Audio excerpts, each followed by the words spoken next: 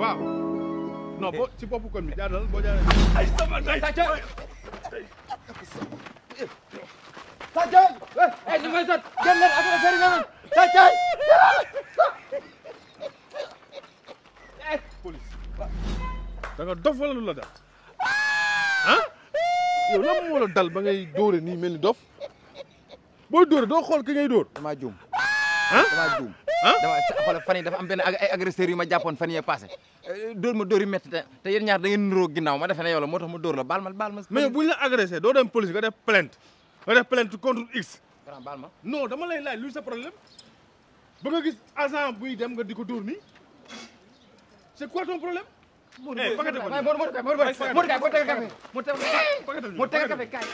paquetal kii ñu dem paquetal ko ñu dem paquetal Modou kaay c'est la police yemal fële Modou yëkkati les mains en l'air yëkkati sa loxo rek oui ma kilifa gi lu mu def